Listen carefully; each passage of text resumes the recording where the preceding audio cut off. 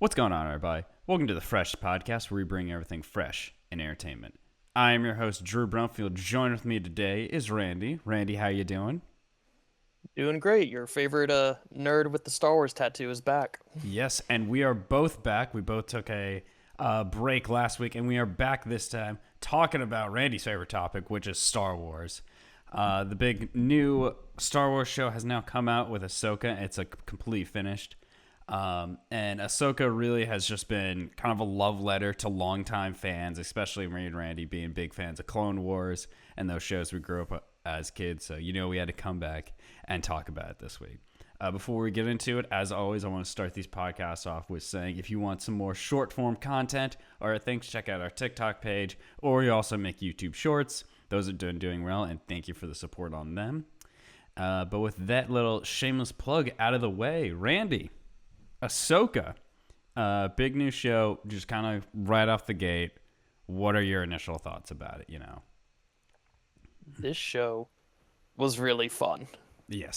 So, and this is coming from someone who, shame on me, didn't watch Rebels. I didn't watch Rebels. I'm sorry. Shame on you. It's okay. I know. Most people did. Well, most people our age didn't. Yeah, it kind of hit us to where it's just like, man, Clone Wars got canceled, and then we saw Rebels, and everyone just kind of went, at least our age. I say everyone. Some people hopped on with it and kept going. I just went, eh. But with all that out of the way, this show was still super, super fun to watch, and just also going forward, so everyone knows, will totally be full spoilers for it. But my general at least quick, no spoiler review is it's fun. Even if you didn't watch Rebels, maybe watch a summary video of just hey, here's the events, so that way you're prepared for this, and just go into it. It's fun. Yeah, I have coworkers at work that they hadn't watched Clone Wars or Rebels, so Ahsoka, they know of Ahsoka, but their first real introduction to them was Mandalorian, and even they are no, Ahsoka's been really good, and it's a good solid show on its own. But for me, if you really want to get the full extent of this show is made for fans of both Clone Wars and of Rebels, and as someone who has seen both of them, there's so many references, there's so many so much character development from those things. It very much is like Dave Filoni's love child of just no, this is where I want to take these characters moving forward. So longtime fans, this is this show for you. And kind of the point that I kind of realized later on is I think Kenobi was and we'll do this comparison later, but just kind of in our non-spoiler section, I just want to bring this up. Kenobi is really the show for if you are a diehard fan of the movies, especially the prequel series. Ahsoka is the show for diehard fans if you are a fan of Clone Wars or Rebels or both. And that's kind of the main point that I'm probably going to keep getting across. But ultimately, like Randy said, it's a good show. It's a good time. I recommend watching it. And yeah, no, there's even a little bit of spooky stuff just in time for Halloween. Just a little bit of spooky, which is a reference to the video games. Because the first time we saw zombies in Star Wars was Jedi Survivor, and maybe they'll pair up again in here. So we'll get to all that and more. But yeah, very short, no spoilers talk. It's a good show. Except for the one that you just gave. Okay, that's not that bad. Anyway. That's a very small, and technically they're not even, well, no, they are in the last episode. Anyway, that's not the real spoiler things in this show. But yeah, go check out Ahsoka. But I imagine most people who are listening to this podcast probably have already seen it. So let's get into that. And so I think the best way to start off with this podcast is talking about Rosario Dawson herself, the main character, Ahsoka. And even since Mandalorian, I think she's perfect for this role. I think she's great. I know a lot of people, one of the big criticisms at the beginning of the series was, oh, she's too serious. She's like hardened. She's not like lighthearted and fun. But to me, that's exactly how a like post, getting exiled from the Jedi and post Order 66. That is how Ahsoka is. Like, she's been through war her literal entire life. Since the moment she was born, she has been going through war. This is the first time She's been through it. Yeah, she's been going through it. This is the first time in her life there is not a technical active war, and she's still fighting people, which is part of her character growth in this. And that's there at the like by the end of the series, and like honestly not even the end, halfway through, she becomes more lighthearted and fun and like the more traditional one, I guess. So, but for me, I say you can almost like. I say almost. They make it pretty evident. Like her like the acting changes to where she's yes more lighthearted and stuff, but also they do a Gandalf and go from Gandalf the Grey to Gandalf the White. But in this case, Ahsoka the Grey to Ahsoka the White. This show is definitely like this particular series is definitely very. I guess it's more of like the high fantasy flavor of Star Wars. Oh no, I mean the whole like robes representing I almost did a whole video on this, and I might in the future, but like Star Wars has done that since the original trilogy of just like, oh yeah, like that's not so they're keeping the themes up with this one. If she starts very gray, not completely like dark side, but very like, and then by the end, all bright white robes. You're just like, oh goodness, you are glowing in the dark with those. But she's great. I don't know if you can think of a better casting for her. I think she embodies like this older character very well. But yeah, what are your kind of thoughts on just Ahsoka? We'll get on to other characters later. Yeah. Yeah, I think that the casting was done well. I remember when we first saw her in Mandalorian. I thought she was really cool to see there. I wasn't sure if I was sold on her being Ahsoka in that one. And then we saw her again in Book of Boba Fett. And I was like, okay, yeah, I fucks with this. This is gonna work. And then seeing her grow through the series, I think she did a great job. So yeah, and I like that. The other complaint about her is that like, oh, she's not even trying to sound like the voice actors. I'm like, that would have been weird. And I like that she's being her, like she's doing it. She's taking on this character as she would, but it never feels like, oh, this is someone completely different, or this has like been such a time, especially if you see what Ahsoka is in Rebels. This feels exactly like that Ahsoka. And I don't know how much like research or how much stuff Rosario Dawson actually has watched of it, but from like just watching like her performance, it's very much like, no, this is that character. Like it's a great like adaptation. This whole show, a lot of these characters, it's such a good adaptation, bringing them from that cartoon to live action, like from the costumes to the way that they act. It's very much like, no, this is exactly where I would see these characters 20 plus years later. And so that's kind of the other. So other than Ahsoka, Randy, who are the other kind of like, I guess either standout characters or really just like, standout moments from the series for you? Yeah, I think in regards to standout characters, I think Morgan Elsbeth. There were some cool twists that happen with her.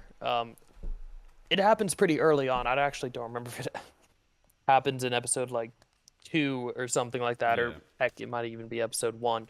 But we didn't know this about her when we first saw her in Mandalorian. But turns out she's a Night Sister. And I was like, whoa, I didn't see that coming. Let's see how this goes. And then by the end, she's like full on Night Sister mode. Like her skin like turns white and she gets these like black face markings. Her hair has white bits in it. And like it's really cool getting to see her. I wouldn't say that like she had like a character visual transformation, but I wouldn't say necessarily that. At least to me, I didn't really see any character development other than just like, all right, I'm gonna get Thrawn back, Yeah. and then at the end being like, all right, I got Thrawn back and he's going home, I'm gonna and do whatever. I'm gonna do what I can to stop Ahsoka. Yeah. But like, you don't necessarily need that. And like most of the time, Star Wars villains, you're not seeing a big character arc other than just be evil for being Yeah. evil's sake. Um, except for like Yeah.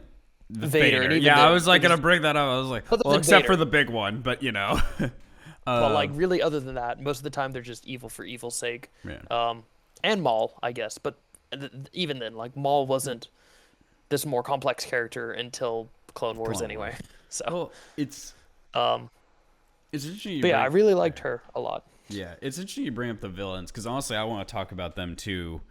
They're definitely want to talk about the heroes as well, but the two that were definitely the ones to stand out for me was Balin Skull and Shin Hati. Probably also because Skull. Oh yeah, that's true. Because Skull. Balin Skull. Yeah, or sorry, Or not Balin. Balin Skull. Is it Balin? Balin. Yeah, it's Balin. I said it wrong. I said Balin. But so the interesting thing, right? I don't know if you knew this, but if you are a North mythology nerd like me, you'll notice that Skull and Hati are the two wolves that chase the sun and moon in North mythology, and that's the explanation of why the Earth, like the sun and moon, look like they're constantly going around the world because there's two wolves chasing them, and the idea is Ragnarok will happen when they catch it, when both wolves catch the sun and the moon. There'll be an eclipse, and Ragnarok will start. So that was like really interesting. Like I didn't notice it until like someone I like saw their names next to each other. I was like, oh, wait a minute. And I looked it up, and a lot of other people would notice it too. That I was like, oh no, they are direct references to that. Which, if you know Dave Filoni, he adores a good wolf reference. Given that he freaking loves wolves for some reason. But those two characters are really interesting to me because they're not necessarily Sith. At no point do they call themselves Sith. They're always just Dark Jedi. Because Balin was from the Order. He's from Order, but he survived Order 66 and just kind of lived in secret. And then eventually adopted Shin into like his teachings and kind of learned from that. And Balin he's a very interesting character because he doesn't talk a lot, but he always has this bit of mystery about him, and I like him, but I will fully admit that he's very much a setup character for the next season. Like he's very much there to be like unfortunate. Yeah, which is the biggest issue of it. This feels like half of a season of Ahsoka. Because it really just kind of stopped, and we're just like, well, because show up later. Ray Stevens was did such a great job with this character, and it really sucks that I don't know exactly what they're going to do since Ray Stevens has passed, and which really sucks because you didn't get to see the great reception to him playing this character. Yeah. So I don't know exactly what they're gonna do. How much have they with this filmed character, of this? but How much even regardless of that, I mean, he did a fantastic job, and so thank you, Ray Stevens. Yeah, no, it's just unfortunately this is real life. It's one of those situations where I'm like, how do you handle a situation like this? Or just what do you do? So I don't know how much of maybe it's already completely filmed, maybe it's done, or maybe they'll have to do the weird CGI kind of deep face I thing. hope they don't. I don't know if I don't think I want them to do that. I hope they don't. If it's not, They really should. Yeah, I don't know how you handle that situation, so best of luck. But going on with the villains. Yeah, I think both of them do well. I think Shin she's an interesting character, but I have in my notes of just every time Shin is on screen and it's not a fight scene, it's just characters talking. She's just always in the background, and it's like it just has this look on her face of just like head empty, only murder. And every time I watch her, I look at her and it's just like all these other characters are having like a really deep emotional conversation, and it keeps coming back to Shin, and you just look at her and she just looks like all that's going on in her head is baby shark doo doo doo doo doo, baby shark doo doo, and she's just staring off into nothingness. And you're just like, Shin, do you know what's happening right now? Do you know where you're at? And she's just like, nope. I'm here for stabbing, and that's what she does. She stabs things. Hey, sometimes you got to do a good stabbing. She's pretty good at stabbing. I mean, I guess she's actually not that good at stabbing. She did not kill her. She did not kill anyone when she was stabbing people. But yeah, she doesn't get too much to do in this season. Again, I think her and Balin are both like, they were both very much like set up characters for the next season. But it is nice to see like a live action lightsaber fight again, because it's been a while, because they've had to do a lot of like, oh, it's like the dark saber and like a really hard metal, or it's like something else. Well, I guess we saw it in Kenobi, but it's it's nice. It felt like classic fighting, where it was like, yes, a red one and a green one or a blue one, and it's classic Jedi versus Sith. It felt almost like a little nostalgic scene, having them as villains, as like antagonists. So they were both very interesting, but again, their kind of big issue is that both of them are very set up for the next season. Other than them, the other kind of big bad, just to round off all the villains, and this one is the spoiler, is Grand Admiral Thrawn has made his return. And so I want, as someone who has watched Rebels, I have my opinion about him, but I want to know what your thoughts are about him, because, correct me if I'm wrong, Randy, this is kind of technically your first time with Thrawn. This is my first time seeing Thrawn. Yeah. I did read one of the books from the Thrawn trilogy, like back in middle school or something like that. And I think I ended up doing a book report on it. But anyway, but it wasn't. But yeah, I knew who Thrawn was. He was this Grand Admiral, hence the name or the title, Grand Admiral Thrawn. Mm-hmm. He was this brilliant tacticianer, and he's supposed to be pretty scary. Yeah. I guess not scary, but like scary with how smart and intimidating. Yeah. He is. But if you were someone who didn't already know, like, hey, this guy's a big deal, and I know from, maybe things he did in the books or previous things in Rebels, I wouldn't say you still know that now. I think he was just kind of from the outside, it's just like, well, he's bad because people say he's bad. Yeah. But he makes a couple good, he makes some good, tactical. I mean, he does win at the end. He does. So he makes, smart decisions. Yeah, I do feel at the end. Because his whole mindset is just it doesn't matter if we kill them.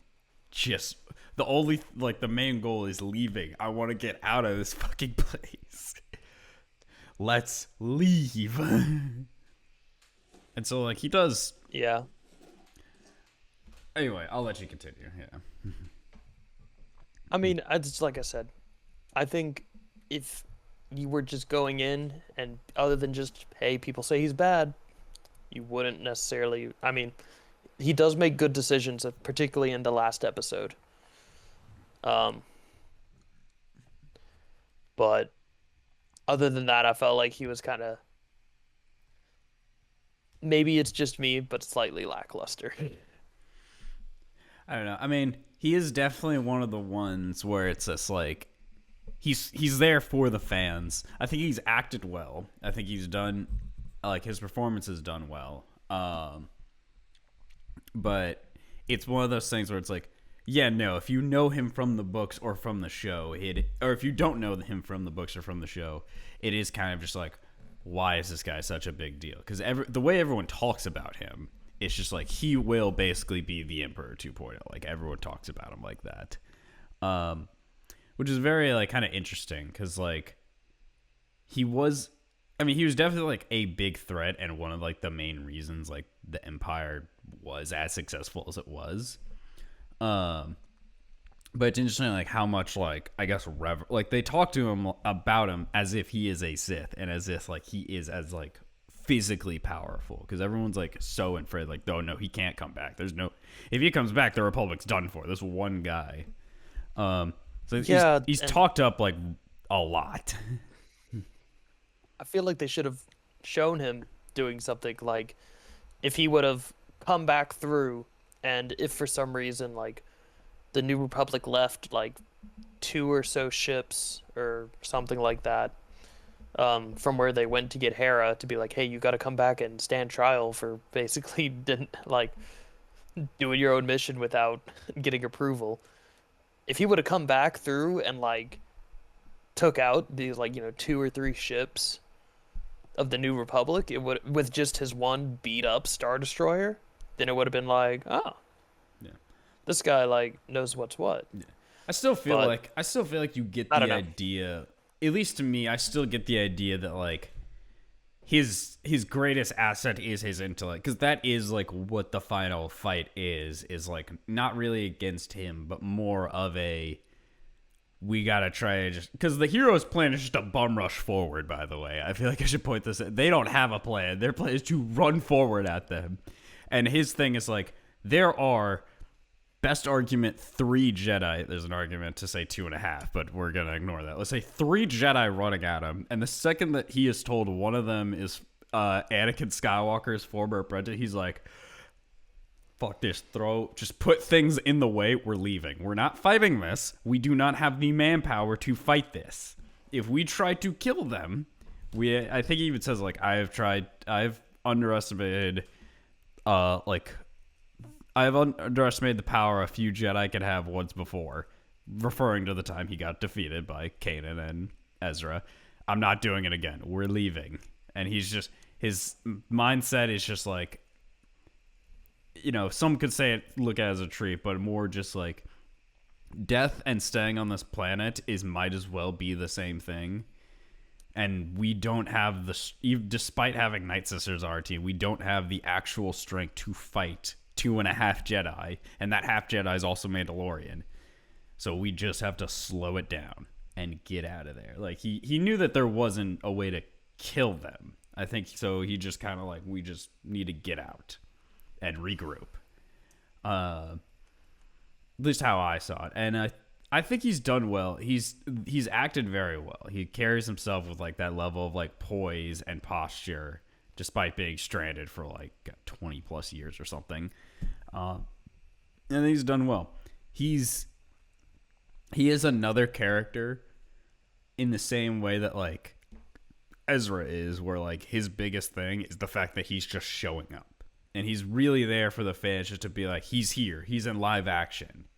And I think they're really banking on that a lot, of just kind of like, they're hoping that he would get the same reaction that like a Darth Vader would get if he just, when he pops up, that everyone's like, oh my gosh, it's him. But I think a lot of times, like, he is one of the characters, if you don't know what he's from and what he does in the past, him being here doesn't hit probably as much for a lot of people. And he's one of the characters where it's really like, no, that is for like the diehard, like I have watched all the shows and read a bunch of the books type Star Wars fans. So yeah, I can imagine probably either newcomers or just even just people who weren't as into Rebels or the books just probably didn't vibe with him as much because they don't know who he really is or what they do. They just know people talk about him a lot in the show and in real life. But yeah, that is a lot of the villains. And again, I'm sure whatever they do with season 2, guaranteed that Thrawn's going to be a big part of that. But enough about the villains. What are your kind of, let's talk about our actual heroes. We've talked about Ahsoka, but there are a lot of returning characters from Rebels. And for you, as someone who doesn't know Rebels as much, who kind of stood out to you? I guess also there were a few that were from, or one specific one that was from Clone Wars. Yeah. Yeah. I think my highlight is it's kind of hard to choose, but You can say multiple people. You don't have to I say think just one person. I think I really enjoyed actually uh Dr. Hugh Wang. Mm-hmm. Voiced by David Um, Tennant of yeah, a doctor himself. but I don't know. I think like some of his lines, like he has some good um like words of advice and whatnot to uh to the main cast, and also I mean he can hold himself in a fight. I didn't realize he was out here being the new General Grievous. He's got hands. Just out here busting out forearms. Hey man. Um, it was also really cool that um I mean there's obvious things to where like yeah when he is fighting obviously that's CGI. Mm-hmm. But there's like they go back and forth between whether he's CGI or a puppet, and I think other than like the fighting scenes, it's kind of hard to tell actually. Um, Yeah. but yeah, I really enjoyed Dr. Hugh Wang, and then I thought Ezra was done really well too. Like I said, even Yeah. someone who didn't watch Rebels, um, I really liked his character.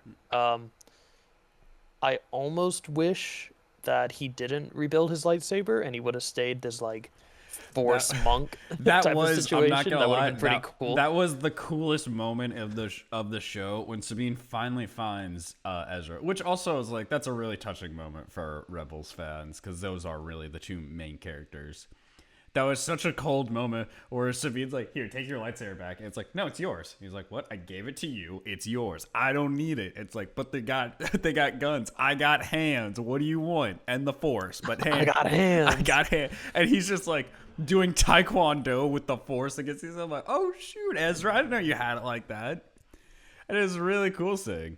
So yeah, but yeah, no, this is technically Ezra's third lightsaber now that he's made in the show.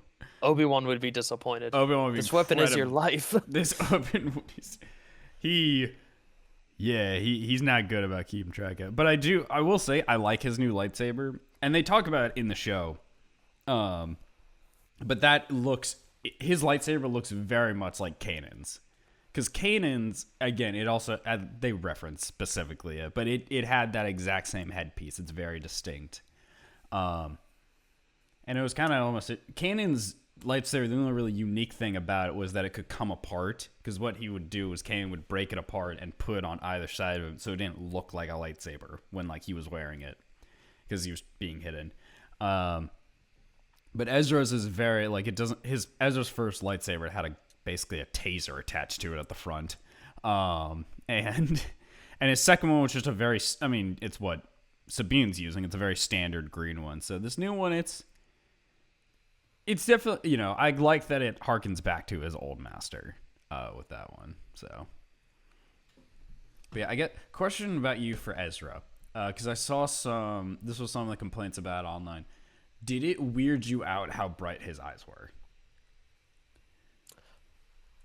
A little, Yeah. but I also just chalked it up to just being like, I don't know, man, just fucking, he's got real blue eyes. It's a Star Wars. I didn't really care. Because again, this is the first time this character has been in live action.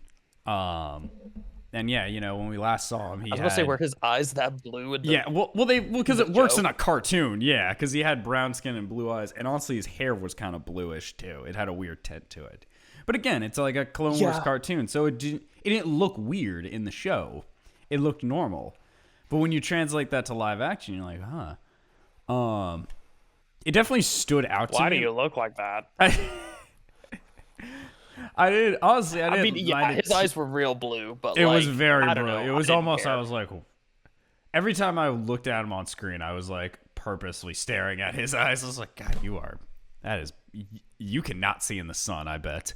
But I mean, it made him stand out. Other than like how I think they went a bit overboard with how much it is, because I think it's like very obvious contacts, or even yeah.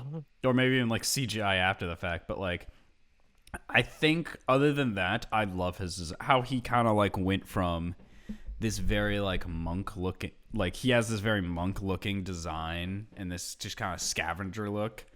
I think it's a very nice, progression of his character. I think the beard works for him very well. He has some other really cool details about his his costume. A lot of people have theorized that like he has this almost like chainmail thing underneath, and a lot of people think it's like melted down dog tags or something from like the Jesus soldiers. Christ. And I'm just like, well, that's really dark for the Jedi. I don't know if that's true, but good for you. I'm gonna go with that's not true because Jedi. But that'd be metal. But But that'd be whatever. metal as hell if it was. It would be if it would. was like a Sith, then I'd be like, oh yeah, totally. Yeah. No, I don't think that's. I mean, he does decapitate a man at one point. I mean, yeah, but it's a zombie, so it's fine. He's definitely okay. I should put it. Ezra has killed many a people, many a trooper as well, in straight cold blood. And I will also appreciate that it was one of my complaints in Rebels, but it's almost a funny joke now that at the end where Ezra dresses up as a trooper, as a stormtrooper, that is Oh, yeah. used so freaking often in Rebels. Like someone's probably made a counter about, but I want to see that it's so often every one of the Rebels plans in that show is dress up as whatever trooper they're in. To the point where Ezra has a collection of different stormtrooper helmets which by the way, those are people he killed.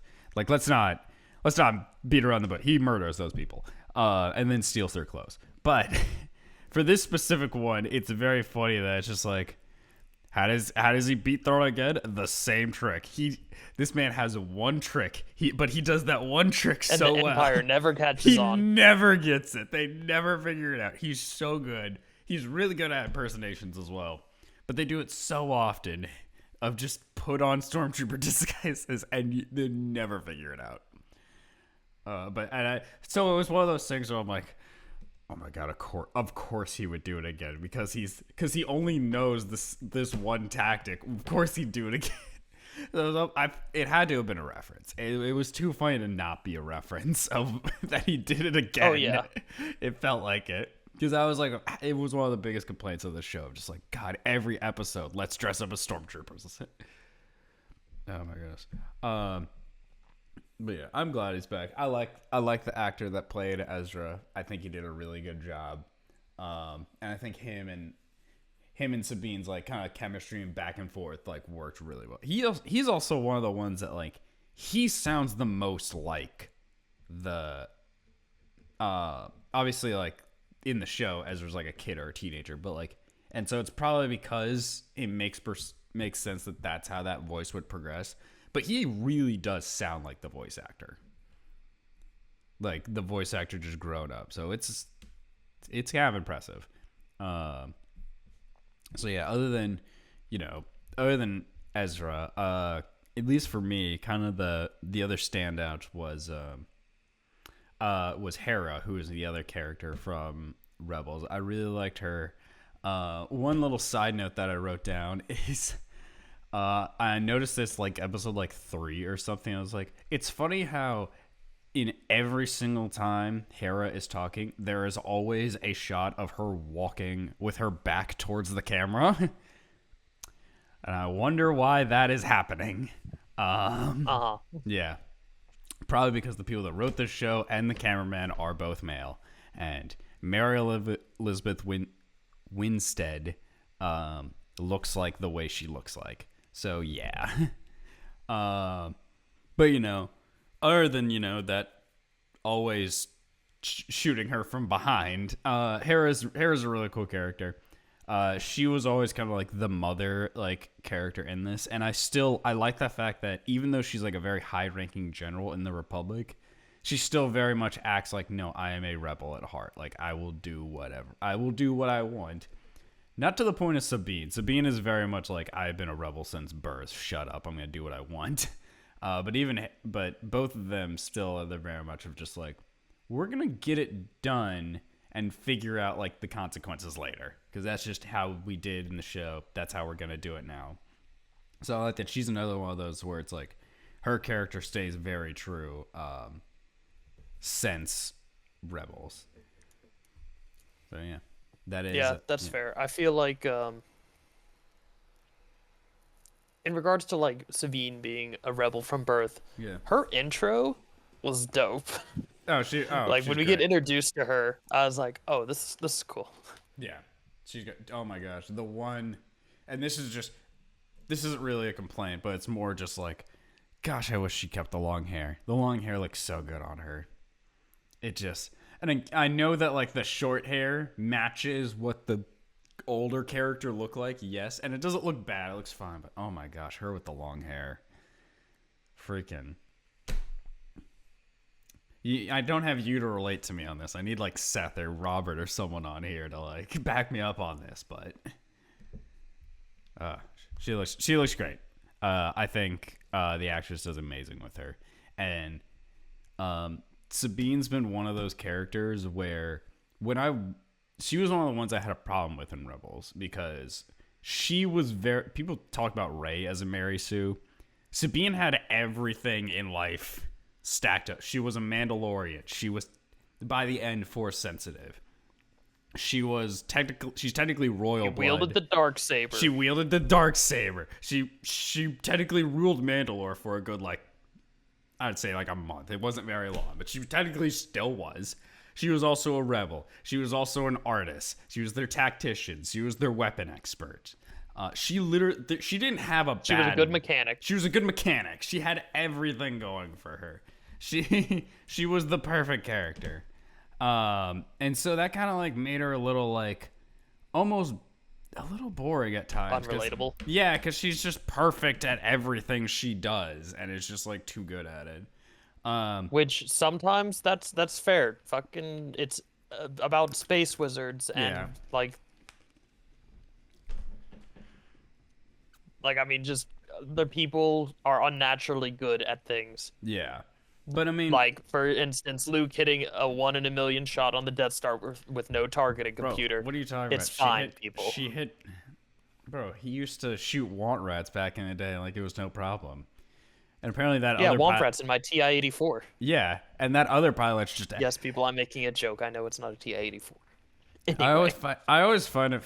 I think Family Guy or someone did this skit of just like, imagine being the other pilot that's saying that's so hard to hit, and this new guy who showed up yesterday is just like, now that shit's easy, just get good is basically what he said to that guy, and just like, excuse you, who are you? What like why do you got to show me up like this? Who?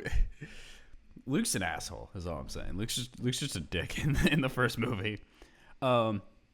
But Sabine is kind of like, her character gets better as Rebels keeps going, and I think is much better here as well because she's not, even though she still does have everything going for her, she is still kind of like, she has character flaws. She's rash and she very much just jumps without thinking first. She has the Force, but sucks at it for the most part, except for one moment. And she's just like the first time we're introduced to her, and the first actual fight scene she has, she gets stabbed. She gets fucked up because she's not used to it, and she's not really that good at it. So I would say, yeah, her character progression in this is really good. Yeah, I think that she is kind of, honestly, at times, she almost feels like more, like there are definitely a lot of episodes where she's more the main focus than Ahsoka. Which just kind of, I like the way that this, because you never really got this in Rebels. I don't remember them even establishing. This feels kind of new to the show, is their connection as master and apprentice now. That's a new thing. They kind of hinted at like the very, very last episode.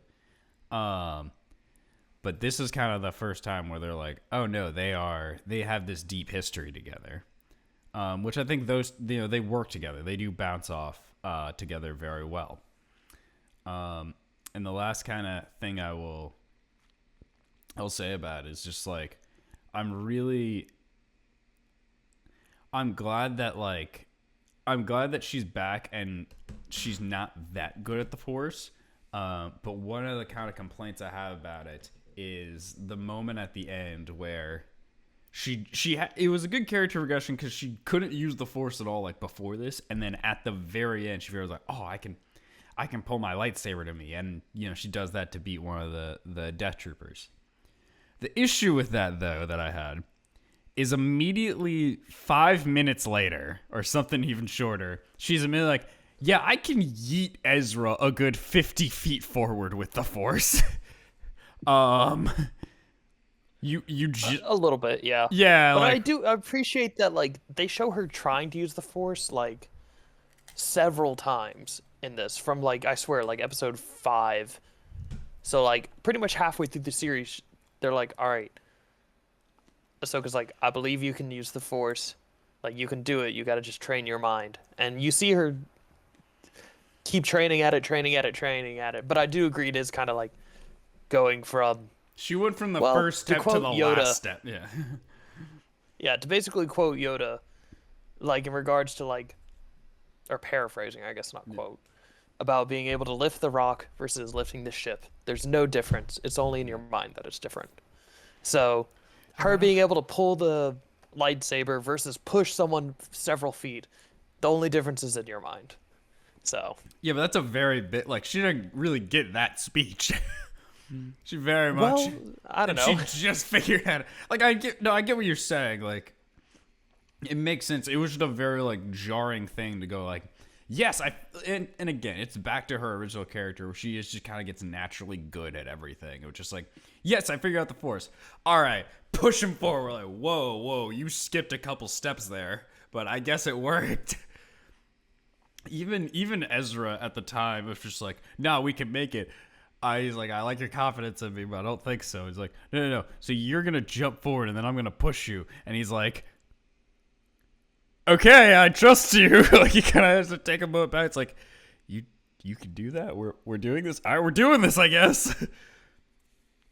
So it's an interesting thing. Also, I don't know if she would have made that. Well, I guess, hey, she knows how to push. Maybe she knows how to force jump as well, she just needed that one little pull. So that's a kind of a weird thing. She just kind of learns that fast. But I think overall, though, Sabine has like some of the best character growth in this, alongside Ahsoka. Ahsoka's probably better because it's her show, and we'll get to a specific episode of why. But Sabine's very, very cool. I think we should talk about that episode. It'd be kind of a shame if we just don't talk about that episode in this review. No, we do. That was the last character we had to go through, and I was gonna move on to moments, so that's a good transition. Let's start with that one. Yeah, go ahead, Ray. Let's start with that one. All right. So, the moment we're talking about is where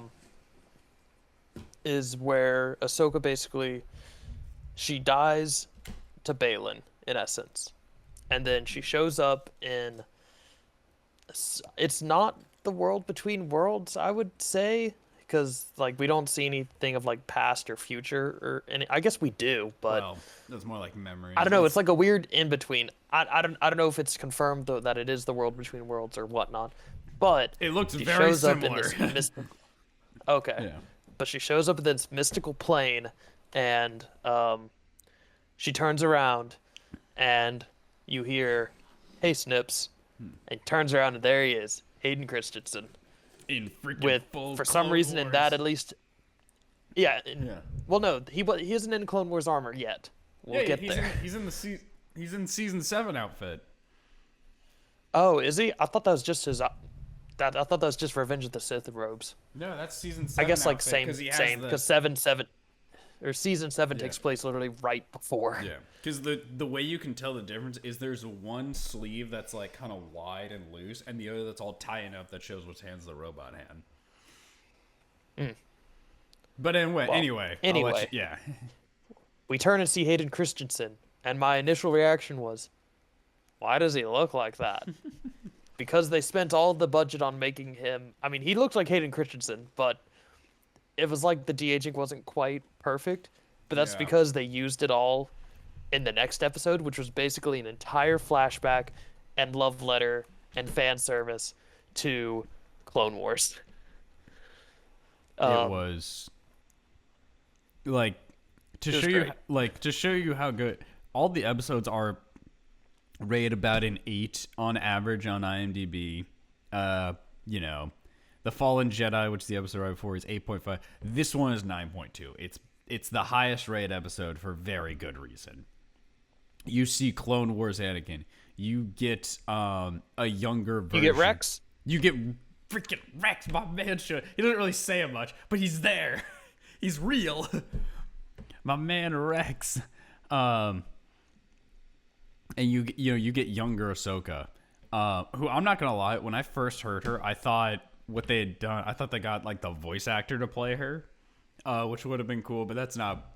They didn't do that. They actually got a younger person that like looks kind of more like her, and you just get so much like development of just like how Ahsoka was brought up, of just like, this is wartime, and Anakin was like, if this was normal circumstances, no, you wouldn't be trained like this. This isn't how we normally do it.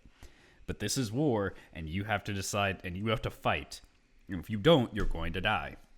And you have to keep fighting. And it shows like how different their characters of just like, he was a good mentor to her at the moment, but she kind of realized that like, no, your teachings don't. It's not always going to be wartime, and I don't always have to fight for my entire life. And there's so many cool moments in that episode, from, obviously seeing Hayden Christensen in the Clone Wars armor, to eventually we move forward. Yeah, that was so dope. Yeah, to seeing him like fighting, like, because eventually him and Ahsoka fight, and like he does the shoulder between him being Vader and not. Bro, he rolls his ankle, flicks his shoulder. There's a flash. He's Vader. He flashes back to him. I was like, oh my god, they know what they're doing. They are cooking with this episode. Yeah, he's still got that cool backspin block. Yeah. He's still got it. He's busting out the moves he was busting out in episode 3. I was like, oh my god, he's so cool. It's such a god. That one is a level where just any, like, I don't care what kind of Star Wars fan you are, that episode cooks. That episode is for you fans, and people love that episode. And then one of my favorite details as well is like at one point when Ahsoka like steals the lightsaber, or even when they're fighting, Anakin's eyes are like the Sith yellow by the end of it. But because of like the reflection of the red, if you look into Ahsoka's eyes, they start turning yellow as well. But like as the fight goes on, she has a chance to like kill him, but throws the saber away, and her eyes go back to normal to show like, no, I'm not going to become what my master is. He taught me a lot, and I'm grateful for it, but I am not him. I'm not going to become him. Which I guarantee you, like, this is my hard prediction right now. That's gonna, because a lot of times when Thrawn is talking to Ahsoka, he's like, oh, you're your master, because I always dealt with him, and you're gonna do exactly what he did. I guarantee you at the end of the series, like, she's gonna confront him, and she'll have an exact line of just like, my master was good, but I'm not him because she did something differently or had some different tactic. I don't know, but that's story writing 101. I guarantee you there'll be some callback to that line. But yeah, that whole episode is just like it. It's good when I'm at work and Randy's just like, have you watched the episode yet? No, I'm at work yet. Do not go online. Whatever you do. Yeah, it was literally just go online. Don't go online. Go home. Watch it immediately. Stop doing what you're doing. Just go and just don't worry about it. But yeah, that was a very good episode, and definitely like the standout for this. That's the episode where even if because I get there's a lot of like Star Wars shows out there and a lot of content to get through. So, but even if you are not a Star Wars, like if you don't want to watch all of Star Wars, but you're still like a big fan, just watch this episode alone, and I think you'll get a lot out of it. I think like just this episode by itself is worth it for like every Star Wars fan. I'd probably say so. That's probably the big moment. That's probably, I would argue, it's my favorite now. This is the standout moment of the series. Yeah, I'd probably say that's like almost for certain everyone's favorite episode from the series. I mean, yeah. Yeah. But other than that, Randy, was there any other kind of big moments for you? Stand out, or at least Uh, like stand. the when the Night Sisters started conjuring and reviving the stormtroopers, because it was kind of planned. Like I remember hearing about like, oh well, these could be like some some like zombies. revived stormtroopers. Maybe they got this like armor that's like cracked and with gold in them and whatnot. Like I remember that was a theory when we first saw Thrawn, Mm-hmm. and the fact that we got him, and we also got it. It was the only episode that came out in October, and I was like, ah, Yeah. perfect timing, spooky month. No. No. But I do. yeah, Yeah. that was a standout moment That for was me. I remember it happened, and Will walked into the room, and I went, spooky time, they're happening. It's happening. They're coming back. They're doing zombies in Star Wars. It's so cool. Yeah. I remember like seeing Yeah. that, and I was immediately like, that's weird that they're all like tattered up and like that. And that was like my first. I was like, oh, Night Sisters, they're dead. Oh, that's so cool. One thing that I realized I didn't talk about, and one thing I really, and I'm again, it's a season 2 setup thing. I really wish we got the Roman Empire Stormtrooper. I wish he did something. He looks so cool. Yeah, I wish he did anything. He shows up and it's just like everyone's like he has a good line. Die well. he does a sick line. But I'm like, God, it would be sick if he just like pulled out like a spear. anything. Yeah, did a like put out a spear, like fought someone or something, or just do something, man. Like I don't know. But he just kind of stands there next to Thrawn and is chilling out, and all the other guys die. But the Stormtroopers design in this is like really cool. They're tattered with like the red, almost like Dathomir cloth. They're really cool. And I even like how like they even got a few Death Troopers on there. Because it's one of those things at the end of Rebels. I kind of even didn't realize this, but like the way it sets up, yeah, Ezra does take the whole ship, and like it's not just him and Thrawn on that ship. I remember at the end, I was like, oh yeah, he did take an entire like one of the big ones too. It was a lot of people on there, and he was like the only rebel. Yeah, he kind of. It's a weird situation for him to be in. It's not just. It wasn't like him and Thrawn were the only ones on that ship. So yeah, it's a nice little detail. Just like, oh yeah, even the fans kind of forgot. Like, yeah, there's a bunch of other troopers and stuff that were like that. For me, kind of one of the like standout moments for me was I think in my opinion the best fight scene like choreography wise is Ahsoka versus oh gosh, what's her name? I immediately forgot. Morgan Elsbeth. Morgan Elsbeth, yes, thank you. I think that fight almost similar to how like it was in The Mandalorian. That fight is choreographed super well. She has this like flaming sword, and Ahsoka's obviously like double lightsaber. That fight's really cool, and they got the stormtroopers that come in like in the second half. I think that is like the best choreographed fight. I don't know. I really liked her fight with Balin. Not Maul. It starts with an M. Malik? Malik. Which one was Malik? He was the one who's everyone loved his design and was like, this is how they're gonna bring Star Killer in. Oh, that guy. Oh, because they yeah. saw Sam Witwer's name as just Yeah. additional voices, but like Sam Witwer like does a bunch of additional voices for Star Wars. Yeah, because but he's a everyone's voice like, actor. "Is happening?" Yeah, everyone thought. And I'm just like, "No, it's not. Calm down." But yeah, she has two fights with him: one in the forest and one in the shipyard. The shipyard fight was pretty cool. It was also kind of fun. There's two moments in this which I remember seeing TikTok audios of, where it's just you know what I have to think about that? Baba What? boy. And then the person just like runs off. Baba boy. It and he happens runs twice. off. Once with Shin and once with Malik. But at least like when it ends in the shipyard, like he throws his lightsaber at Ahsoka and then runs off, and then he gets on the ship that's flying away, and as he pulls it back, like Ahsoka has such a badass moment, just barely leans out the way, just like so Doesn't nonchalant, even like look yeah, at you're it. It's done, just whatever. It and was it's so fucking dope. I'm just like, oh my god, this is what it's like when we get to watch a Jedi Master fight again. It's so cool. I do also I Yeah, like and then also the forest one ends super cool with kind of the very classic samurai.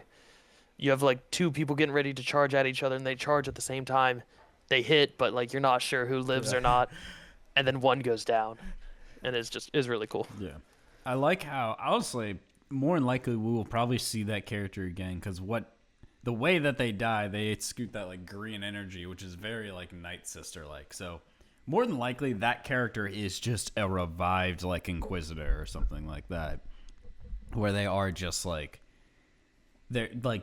similar to how the troopers are. They're essentially a zombie, which is really cool to think that like yeah, a zombie has the ability to like wield a lightsaber and fight that well. Such a god, yeah. I mean, those Death Troopers were They were. I don't know. Even Ezra. Well, that's they weren't like and, very Sabina, tactical back then. They were more just like throwing hands and just like overwhelming strength against them. I mean, still, it was a 2v2, and they still basically got the upper hand on both of them. Yeah. Oh, yeah. His little like taijutsu didn't work against someone who just doesn't feel pain and can just lift you. So yeah, that's a good one. One of the kind of moments that I'll talk about, and this isn't one of the best moments, but one of the ones that sparked a lot of controversy and a lot of debate online was, and we've talked about it before, where it was Sabine's first time fighting Shin, and Sabine gets kind of stabbed through like the ribs or something, but like the next day is fine. I'd say it's more stomachy, but yeah. It was a little like to the side, so I don't know. Anyway, lower chest area, you know. And it's one of those, and it's another one of those things where it's like, so this kind of started the debate of just like getting stabbed by a lightsaber doesn't mean what it used to mean. Because in like Clone Wars and Rebels and Poor Qui-Gon. Oh yeah, poor Qui-Gon couldn't take it. So that was like right in the chest. But I mean, I don't know. It's one of those things where like I see the argument of just like, yes, getting stabbed with people surviving getting stabbed with a lightsaber too often. But I also make the argument of just like, yeah, but Maul survived getting cut in half, and no one had a problem with that. And their only explanation was just really Roman. Mad. Yeah, anger was their answer. But like, I'll also make the argument. It's like, okay, well, the real argument is it's Space Wizard. Shut up. But the other thing is like, well, I mean, to be fair, we are talking about a weapon that instantly cauterizes any wound it hits. So it's not like you'll ever bleed out. So you have technically. Go on. Yeah, it's one of those things where it's just like, I mean, if you want to be really specific, but you can survive that because it melts the skin. It hurts, but like you're not gonna bleed out. You'll be fine. But also it's another thing where it's like, yeah, it's done for shock value and mainly just to like show that one character is stronger than the other. I never had too much of an issue with it because it was one of those things like when it happened, I was just more like, damn, Sabine's not that good at lightsaber, but she's going to survive this. This is episode 1. Also, yeah, it's episode 1. Like, they're going to kill off Sabine first episode. People they're going to kill off Sabine Wren, basically the main side character of the Rebels. Also, literally, Ahsoka, like, shows up the second she goes down. Yeah, it's not like... So it's like, cool, we can fly you to immediate, like, medical attention. And you are in, like, that city is, like... Yeah, it's not like you're out in the middle of nowhere. No, it's like that's one of the main... That city is one of the main locations in Rebels. They're on Lothal a lot. And that city is, like, the biggest city in Lothal. Like, it is, like, the capital there. And it's always talked about like how this area is such an important part of like this system, and so it's like it's a lot of people. It's probably a really good area to be in. So she's fine. Which should be alright. Yeah, she's fine. Another thing that I want to bring up, and just like I was like I found it really cool that Governor Ryder, who was in the very first episode, that's a character in Rebels. And I was amazed that that voice. I don't think he is. If he's not the actual voice actor, Clancy Brown, he sounds so much like the original voice actor. Like he sounds perfect and he looks perfect for him. And it's just like a cool, just like, oh, Ryder, cool. Ryder was like a really cool character. He didn't have much to do in this show, but I was like, it's cool that he's here and still doing stuff. So that was the only thing I was going to bring up with that. But yeah, I don't have too much of a problem with Sabine surviving a lightsaber stab. I will admit that it's like, yeah, if they constantly keep doing this, it will kind of stop losing its impact. But there's still enough people that are dying from lightsabers to like make up for it. Like Ezra did behead someone, and Ahsoka killed Morgan Elsbeth. I don't know why I am not. Like, I don't know why you can't remember her name. I don't know why I was like, dude, twice in a row I forgot it. But yeah, so it's like, it's still effective when the heroes use it. And I'm sure. Just not the villains. Just not the villains. But yeah. It's just it's a writing tool, and it's to get shocked by. It didn't bother me too much, but I see the argument of like this is like a bad habit that they can fall into. Other than that, nothing other. The another kind of standout thing, at least for me, and this is a smaller moment, but I really like I like the conversations that Ahsoka and Hu Yang. Dr. Yu Wang? Yu Wang. No, I knew it Yu as Wang. Yu Wang. Is that how you Yu Wang? Okay. How you say it. Anyway. I like their conversation, especially after Ahsoka's like had the meeting with Anakin and just them just kind of talking about just like the old times of just like, does the fighting end or not? And so that's always good. I also love the fact that Chopper showed up, and Chopper is still the same war criminal that he's all. It don't matter that there's a New Republic. He's still just a psychopath as he is.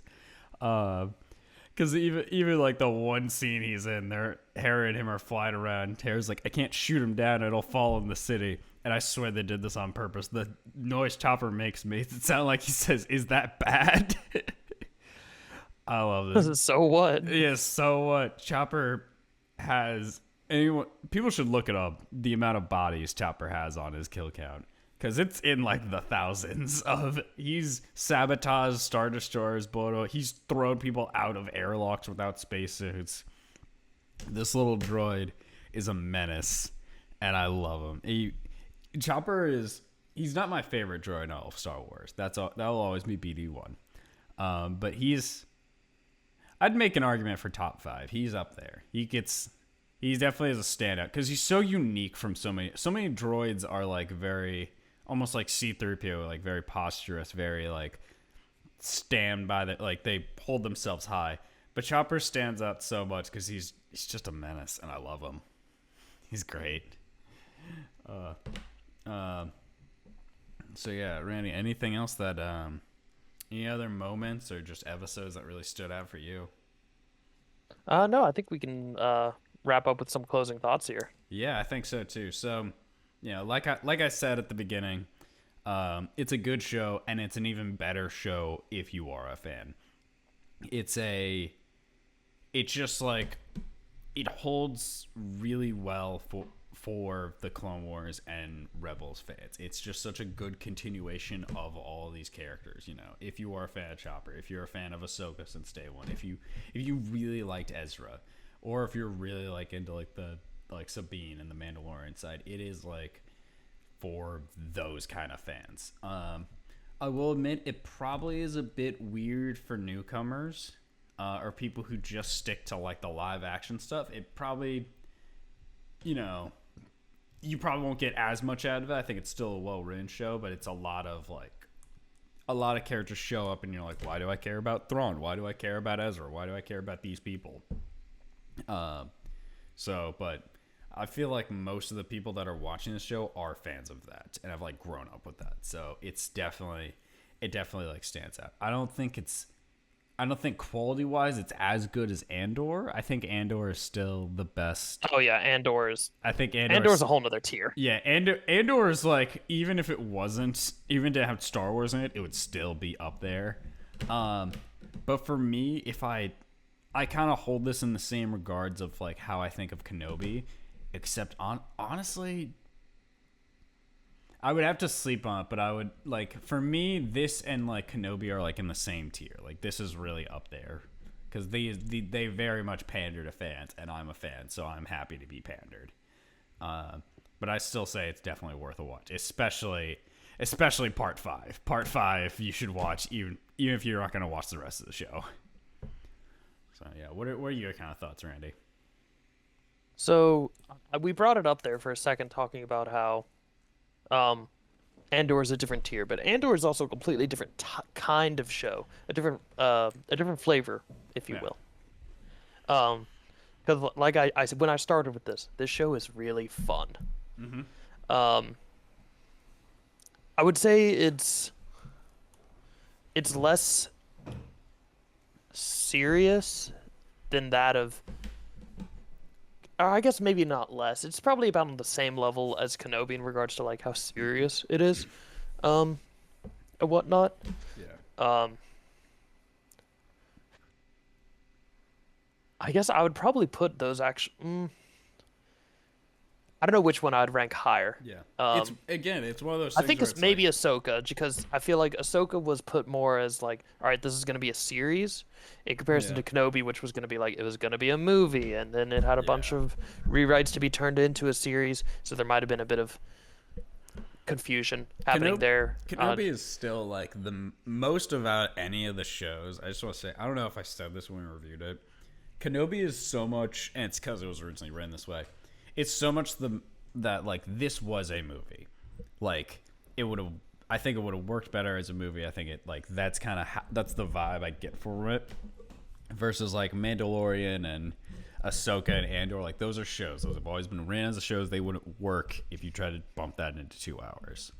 Kenobi's the Yeah. only one where I'm like, if we kind of trim this up a little bit, did some editing, and turn this into like 2.5 hours, maybe push in 3 if we really want to be stingy about the cuts, I think it would work just fine, if not better. But Yeah. but yeah, it's a different flavor of Star Wars. If you want something, like I said, that's fun, not the most serious thing in the world, I think you'll have a fantastic time watching this, having a good time. Like Drew said, it definitely it's a bit of fan service, especially episode 5. But I mean, I'm a fan and I like to be serviced, so I don't see a downside here. We're the ones So- they're pandering to. Exactly. Yeah. So yeah, just it's all out now. So if you just want to binge watch it, go for it. It's fun. And even if like you're not super into Rebels and whatnot, or you didn't watch it, maybe watch a quick 15-minute recap video of what happens in Rebels, and I think it'd be worth your time, at least those 15 minutes. Ideally, maybe a longer one. I won't tell you to necessarily go and rewatch it because I'm not gonna go watch Rebels. I might watch some highlight episodes like Twilight of the Apprentice. Amazing. You Yeah. should probably watch that one. Look, I'll tell you this: any episode of Rebels where it's either Ahsoka's in it, where Thrawn's in it, or that it focuses on Ezra and Kanan's relationship, or Sabine, those are all good episodes. If the episode is focused on either Hera or Zeb, or Ezra and Zeb, or just Ezra being an idiot, those are kind of more kid friendly and like just being more, or Ezra and Chopper, where it's like, Ezra's in all of them. It's the one. It's like, but that like that's the thing about Rebels. The quality kind of goes up and down of how serious or how kid friendly it is. So it's very much of just like, if you're gonna rewatch Rebels, maybe do a guide. Maybe see what episodes are more kind of quote unquote filler and what's more like, this is when Kanan learns like about being a true Jedi or something like that. Yeah. Yeah. But yeah, like I said, overall, give it a watch. Yes, I agree. And so that is kind of everything that we have to say about Ahsoka. It's all out on Disney Plus, as Randy said. About 50, 45, range episodes. So it's not too terrible long because it's only 8 episodes. So, but that all said, that is all our thoughts about Ahsoka. Go watch it. And now, as we finish up all the episodes, or all our fresh podcast episodes with our fresh picks of the week. So, Randy, what is your kind of fresh pick of this week? My pick is not fresh at all. Okay. It's fucking rotten. Oh. Okay. So, I'm going to go off here for a second. And I know we never talk about it on the podcast, really. But, so, I'm a huge, massive car nut. And so that would lead, and I love video games. So that would lead to be, I play racing video games and car video games and things of that nature. So, a little game that people may have heard of from a franchise that's really old and one of Xbox's, like, prime video games that was to compete with Gran Turismo, called Forza Motorsport. The newest one just came out that they built from the ground up. It took them 6 years. If you couldn't tell by me saying ground up, air quotes. This fucking game has old ass car models that were old and not correct from back in Forza Motorsport 4, which, let's see, when did Motorsport 4 came out? Regardless, this is basically Forza Motorsport 8. They dropped the number at the end, but it's just called Forza Motorsport. But this is the 8th title, and they're still using models from the 4th title that have been up-resed and stuff. And I'd be almost okay with that because they are remodeling some. But like I said, if you're going to stay from the ground up and you're still going to be using these old models, like, come on, man. I will say, from what I've heard, the physics are awesome. And that is one thing they did put a lot of effort into, and I'm sure that's a large part of the development time is revamping these physics, particularly the tire model, which is obviously very important. The tire is what contacts you to the road. It's the only thing that does. So having that modeling correct really helps a lot in regards to your simulation.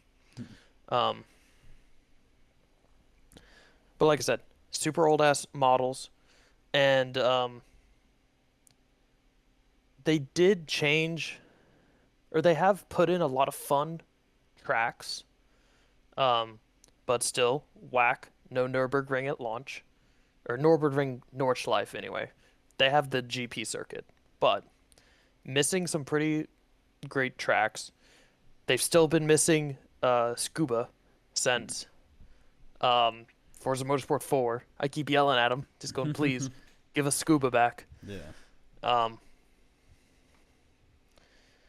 Also, even with all that, okay, they've already said, like, hey, spring 2024, you're going to have the Nürburgring Nordschleife back.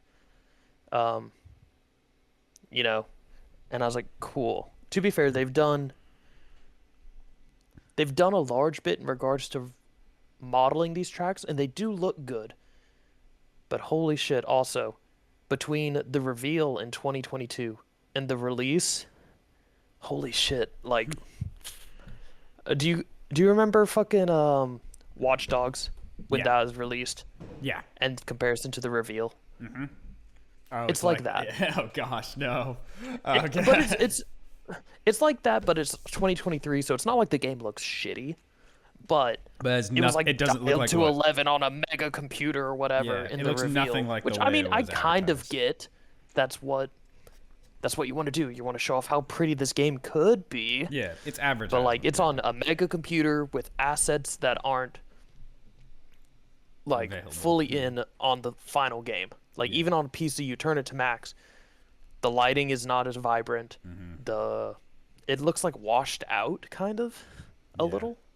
It's not what was advertised. It's still, yeah. Yeah, like the lighting looks a little weird. It's particularly if you're on the interior view. You got fucking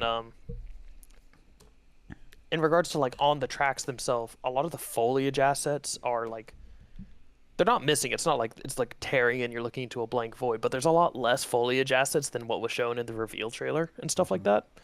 that. Um, Also, from the ground up, but we're still using this fucking ugly ass Forza Aero parts from Forza Motorsport 5, Yeah. and we've been yelling about, please, even if you just change the end plates on the wing from instead of these weird, um, God, why am I forgetting the name? Slanted rectangle. Yeah. Anyway, from that to literally just like rectangular, the wing would look a billion times better. Hmm. But anyway, Yeah. and now I'm gonna top it all off, and I'll be done about ranting about this car video game that I know none of my friends really care about. And I'm sure many of our viewers, well, maybe some of them. Yeah. Anyway, um, they butchered the upgrade system completely. All I right. understand what they were going for. They're going for better progression. To be like, hey, one thing to be admittedly we have been bitching about being like, hey, it doesn't feel like there's much progression in these games anymore. Like you start off in some pretty high end cars, um, and it just is too generous with money to where it just feels like, well, I got all the cars I want now, but eh, Yeah. it You. didn't really feel like a sense of reward. Yeah. Um, There's nothing to like and strive for towards the end. yeah, like it's not like you start off in something a like a Volkswagen Vauxhall Beetle. Corsa. Okay. Yeah, we're gonna be a little bit above a Beetle. Anyway, Okay. but like you're starting off in like a fucking Honda Civic or something like that. To be fair, Civic Si, not a base model, but Yeah. still, or maybe a Civic Type R if we're feeling generous. Um, Instead of starting there, like still are well, I say a Civic Type R in the new game. One of the starter cars is a Civic Type R, Mm. but it's not like a classic Type R where the horsepower was like 150, 170. It's the new Type R which has like 300 horsepower. Anyway, but it's like that and a like Mustang GT and stuff like that, which I guess are okay starter cars. But anyway, I'm getting off track. Yeah. The upgrade system that they butchered was so they changed out instead of buying upgrades and stuff with money, they added this like car PG because everyone thing has to be a goddamn RPG now. Car PG. Um, yeah, car PG. Is that So basically, you gain experience when you're taking like a good driving line and whatnot. So like you're going around the track well, you get XP for like overtakes and for like passing people and that sort of stuff. I was like, okay, interesting. I'm not completely opposed to this idea. But what sucks is it's tied to an individual car, which maybe for more casual people, whatever. You're probably only going to have one. Like, why would you buy multiple of the same car? But for some of the more hardcore fans, you might want to have one that's like a drift spec, and then one that's like for circuit racing, and then maybe like a Yeah. drag race one. Um, so that way you don't have to like every time you want to change to a different event or whatnot, you don't have to, and you want to use the same car, you don't have to back out and be like, all right, let me re-upgrade it all over again. It's just no, boom, change, select the other one. Um, so yeah, they tied it to this XP system, and I'm like, okay, maybe this isn't too bad, but also the upgrades are locked behind an XP threshold, and they're all the same for everything. So like at level 1, you can only like do air filter and exhaust and I think brakes. Mhm. And then at like level 2, you get like you can change the wheels of it and then so forth and so forth. But all those are the same for every car. And so let's say you get something, we'll use the Mustang for example, that starter car. You know that hey, this car has pretty good power because it's American V8 and it makes like 400 something horsepower. That's pretty good. Sure. But it's heavy and it needs better tires. Well, guess what? You can't unlock weight reduction until like level 23. And you can't unlock tires, I think, until like level. I think you can increase tire widths at like level 7 or something like that. Or let's say you're driving a really old car and it has an open differential. So you're going around these turns, and because you're still low level, you don't have better suspension, and so the body rolls, and so then you have this one tire fire, and you can't put the power down while you're trying to take corners. You don't unlock a diff until level 9. And it's just like, great. This car is like really frustrating and hard to drive when you know what it needs, but you just can't do it because it's locked behind an XP wall. Yeah. And I imagine like trying to level up with a like that shitty of a car basically until it gets a is just frustrating. I would. It's frustrating, and guess, okay, so you go from level 1 to level 50, and like I said, this is per car. Yeah. For you to level a car from level 1 to level 50, obviously the faster the car is, you'd be able to do it faster. So like if you started in like a Ferrari, it'd be easier than starting in like a Nissan 240 or something like that. Sure. It can take roughly 2.5 to 3 hours, And you'd have to do that. which is every car that you want to yeah. like that you want to substantially upgrade. Yeah. So it's ridiculous. They have butchered this game by doing this.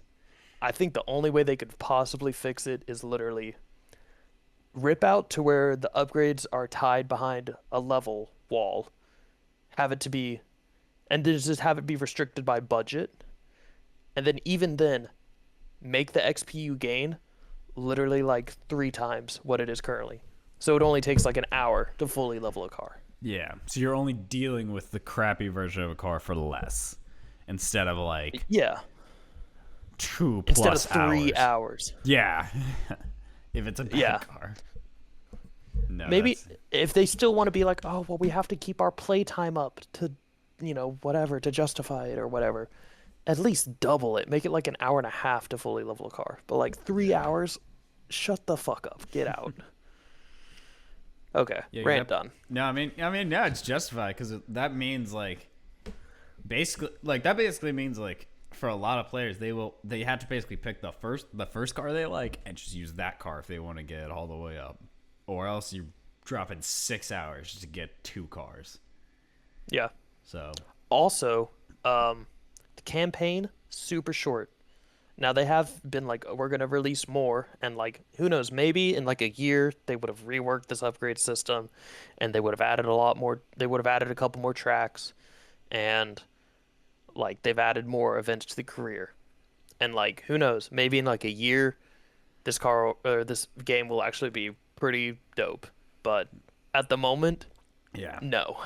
And at the moment, I'm not looking at buying it. At the moment, I'm looking at buying Gran Turismo 7. So you kind of pulled the opposite of what you were trying to do there, Microsoft, Yeah. with competing between Forza and Gran Turismo. So, jeez, well, that's yeah.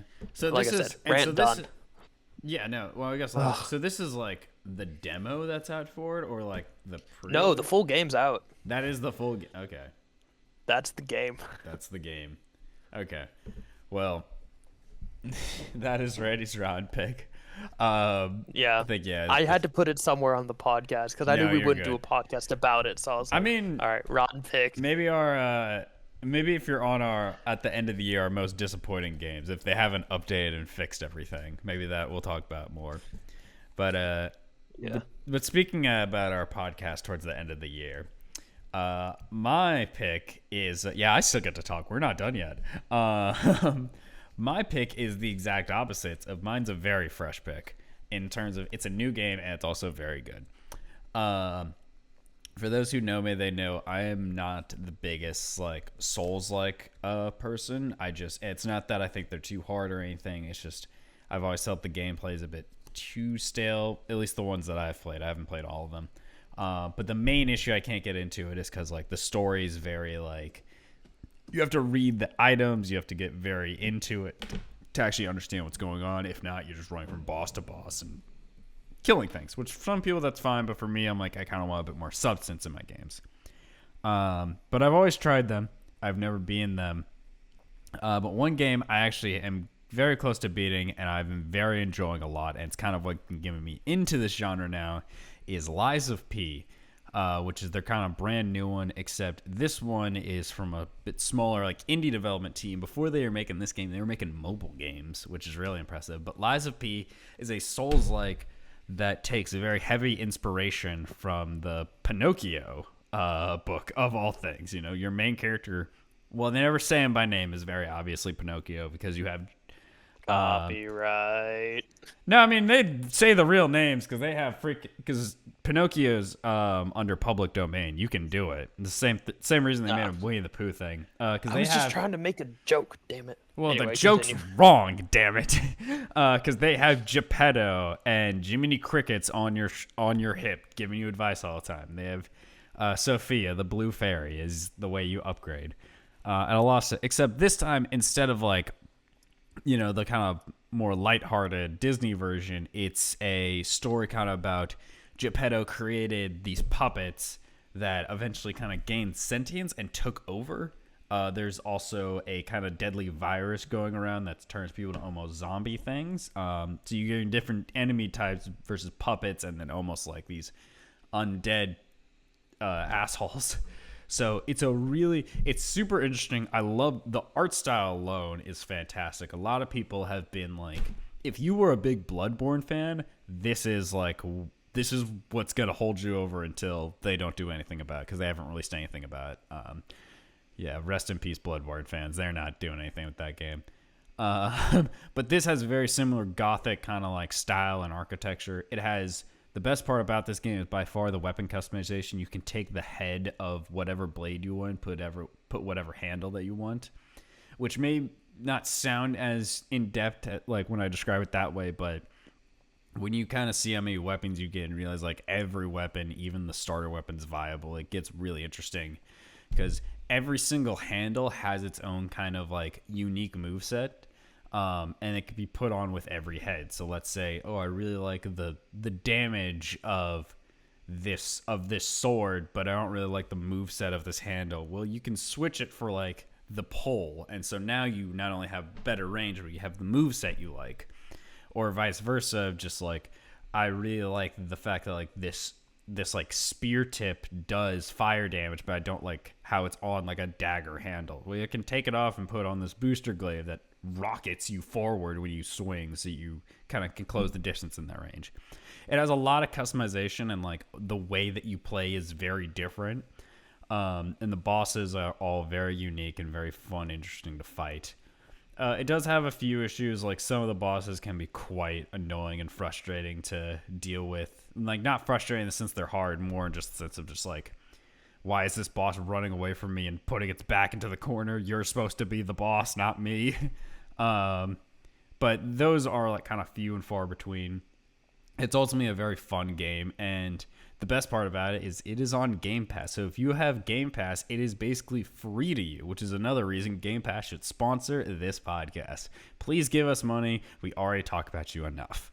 But yeah, Lies of P is super fun, and it's really been getting me into the Souls. Like, I can't wait to finish it and kind of see where the story's going. I'm not really a kind of like New Game Plus type player. I don't really do too many times. I don't do multiple playthroughs of things unless I really like the game. But my friend Seth, who's also on this podcast, him and Robert are much more into the Souls style games than I am.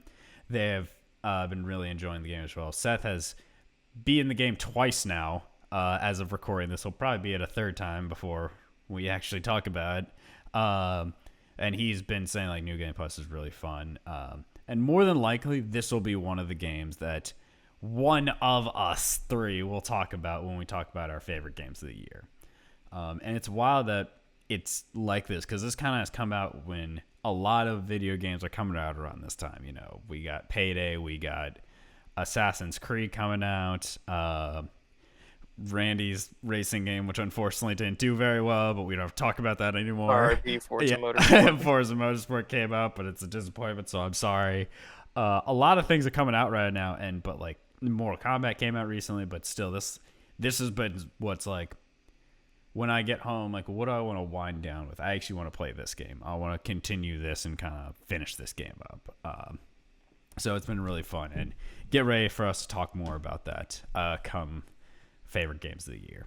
So that I'll say we also can't Baldur's Gate 3, but we'll bring that Oh, up with the Baldur's, games of yes, the year, yes, Baldur's Gate 3. Again, which there's I so have much. over 100 hours in, and I still haven't beat the game. Yeah, I'm sure I'm sure that will come up during our best games of the year.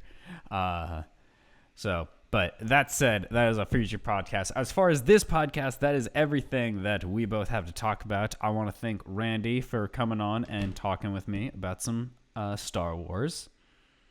Always, it's one of my favorite topics. Yeah, no, it's great. And I want to give a shout out to, I should have done this at the beginning, but thank you for Robert and Seth for covering for both of us last week. Last week was the first ever podcast that I was not a part of in the slightest. Seth ended up taking hosting duties, and he did a phenomenal job. Go check that out. It was more about their indie games, which is a topic I don't know too much about, but it's great listening to them. So go check out that podcast.